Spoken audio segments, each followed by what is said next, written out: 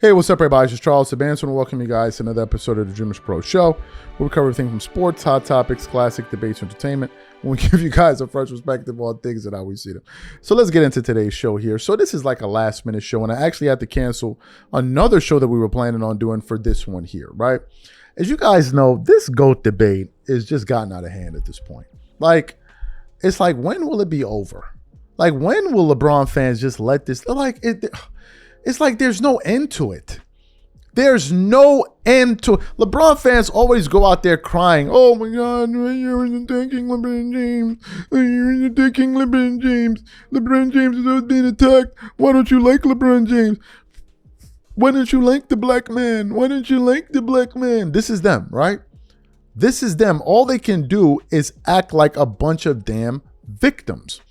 And by the way, as I'm shooting this show, I just saw that Masai Ujiri has now become the general manager of the Dallas Mavericks. That's a huge move.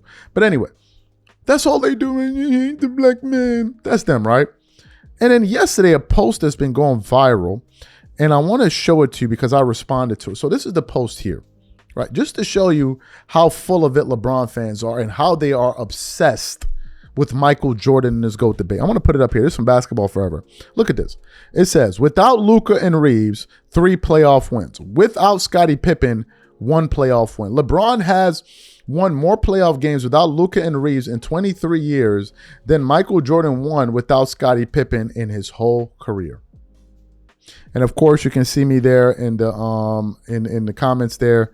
I was kind of fighting, going back and forth with people. I wrote, how many times Michael Jordan get swept in the finals? The point I'm bringing up here is that they just can't seem to let this conversation die, but then want to complain when people they're the ones pushing it and people are reacting to them. But the way they make it seem is like they're just they're being attacked for no bloody reason. This is how LeBron fans, they're the perpetual victims. They're always victims, these people. But anyway, so as I was going through the internet here, I came across a video from ESPN First Take today with Jay Williams, Stephen A. Smith, and they were talking about if LeBron James can beat the Oklahoma City Thunder in round 1, will this prove that he is? I'm like, oh my God, again. We just went through this in round 1, and now you guys are doing it again. And like, oh my God, when will this end? But before we even get into that, today's video is brought to you by our sponsor, PrizePicks. All right, guys, the regular season is wrapped up and the NBA playoffs are finally here, and there's no better way to cash in on all of the high-flying hoop action than PrizePicks, a preferred partner of the NBA. Every bucket, every dime, every win means when you're making lineups on PrizePicks. And here's something you didn't want to sleep on. PrizePicks has the Do It Live 2026 NBA Finals sweepstakes going on right now. Make a $5 lineup with at least one live NBA player picked during the playoffs, and you could win a trip for 2 to the NBA Finals. That alone is reason enough to check out PrizePicks right now. I've been making lineups on the Celtics and Lakers players, and it makes watching the playoffs so much more fun. It's simple. Just pick more or less on player projections across basketball, baseball, hockey, and more. You can even pick the same player up to 3 times in the same lineup with stacks. And if your picks get off to a hot start, cash out early with easy payouts before the game even ends. PrizePicks is now available in all 50 states. Download the PrizePicks app today and use code CLNS to get $50 in lineups after you play your first $5 lineup. That's code CLNS to get $50 in lineups after you play your first $5 lineup. PrizePicks, a preferred partner of the NBA. All right, perfect. So what we want to do is we want to play the video for you guys. I want you guys to watch it, and then we'll come back and continue on the show. Take a listen to these guys here. The Thunder are one of the greatest teams ever in NBA history. That's just the reality. They're that good. I think our guys recognize that and respect that, and we know what kind of task we have in front of us. All right, one of the greatest teams that he's seen would LBJ, LeBron James, end the GOAT combo if the Lakers can get past the Thunder, meaning they win the series and they go to the Western Conference Finals. What do you think, Stephen A.? Well, what do I think about what? What do you ask? You know what she's asking. Conversation. You knew what I was asking. You know what she's asking.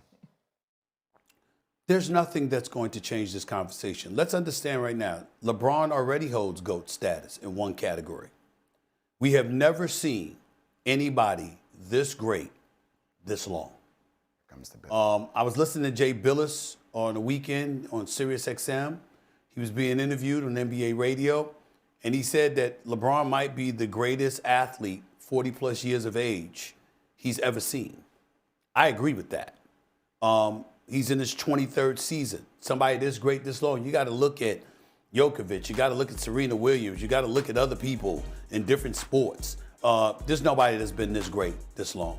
It's just that simple. He's phenomenal. And I think that the real credit, whether it's credit to him or shame to others, somebody needs to explain why this dude at age 41 is still in better shape than 95% of the league, all of whom happen to be younger than him.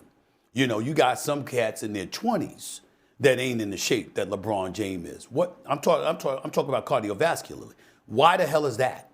What is that about? Right? I mean, you credit him and his commitment to excellence and greatness. But in other people, you're looking around like, why can't you be at least in good shape, in great shape? How come that can't be the case? Okay, when you start talking about some of the great conditioned athletes in the NBA, LeBron is tier one level. Him, Steph Curry, Russell Westbrook, a few others. Why the hell is he in the kind of shape that's better than more than 95% of the league at age 41 in his 23rd season? But we'll take this moment to give him credit. So in that regard, fine. But I have two eyes. I know what I saw watching Michael Jordan. I know what I've seen watching LeBron James. And I'm telling you, there's a GOAT, and anybody that knows basketball that watched it, you understand the way that I watched it, the way that countless others have watched it. We know what the hell we saw from MJ. We know what the hell we saw from the competition going up against MJ.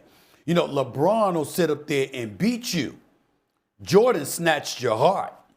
I mean, he made you not want to show up. You understand? It was just it's different levels to this. You understand? That Hall of Fame is special rooms, and LeBron is right there in that room with all the all-time greats like Jordan and Isaiah and Kareem and others. But I'm sorry. You know, I mean, I know what I saw. And so for me, we can go statistically and stuff like that. I'd win that argument too. But the point is, looking at it and seeing what I saw, there's nothing, I'm not, listen, other people can feel their way. I'm not here to try to convince anybody anything. I'm telling the world, you'll never convince me that LeBron is the GOAT over Michael Jordan. I know what the hell I saw, okay? And I've been watching both. I'm not moving. Anybody else can do what the hell they want. I ain't gonna change their life, but they damn sure ain't gonna change mine. That's the way it is. Well, I'm glad the producer told me I have 5 minutes in my ear so I can change your life. I need one of those minutes. There's just not one GOAT, Stephen A. You know, when I listen to you on the various shows that you're on, I'm always kind of awestruck with the level of insightfulness that you bring to the table, how smart you are with things. And then when I hear you pontificate on this one subject matter. I feel the same way about you. Same. I feel almost like I'm being let down because it's, here's one in order, because I've seen it with my eyes. Stylistically, I rock with it. It's so different, and the numbers are proving right. I have to make the other two smaller because he has to be it, when honestly, him, Kareem Abdul-Jabbar, and LeBron are the GOATs of the game of basketball. And it's okay to put them all on the top shelf. It's okay to say that if LeBron at 41 years old, who's averaging 29 and 9 and 9 on 45% shooting from the field and 43% shooting from the three-point line, if he beats Oklahoma City, who is probably one of the greatest teams that we've seen in basketball, that it edges him closer, that they're on that pedestal, those three. Why can't we just say that? Why does it have to be one? It doesn't matter what the other one does. He'll never reach that pinnacle. And I know we can sit up here and say 6-0 in the finals.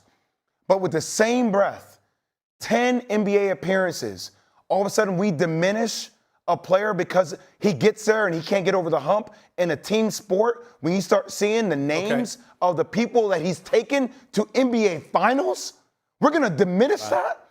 I can build on that. Jerry Krause was my guy. My guy.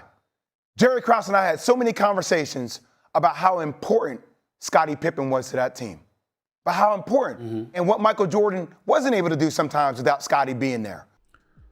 So you heard them there. My thing is this. This is how low the bar has been lowered for LeBron James. Now it's you no longer have to win the championship. That's not even a goal anymore because that's not attainable. So since you can't do that, now it's, could you beat the Houston Rockets without they try to tell him to go then. Now the next one is, can you beat the Oklahoma City Thunder in round 2? And will that make you the GOAT? What kind of dumb stuff is this? Y'all are trying to move the goalpost. You're trying to lower the standard. The bar was never advancing in the playoffs. The bar was winning the championship. You guys are diluting competition. This is a horrible example to set for the next generation of players. Because what you're saying to them is, you don't have to win the championship. All you have to do is sit back and craft narratives around your playoff career, and then that can make you be viewed as a Hall of Famer or a top 20 or whatever player. Championships is no longer the thing. What are you talking about? If he beats OKC, did he win the championship? No. So what are we talking about here? I don't see you guys giving Kobe Bryant these kind of props. Kobe beat more 50-win teams in 2 years than Magic Johnson did in his entire career. I don't see you guys giving Kobe that kind of props. So why all of a sudden y'all doing it now? This is such a pathetic conversation. And these guys have bastardized this debate.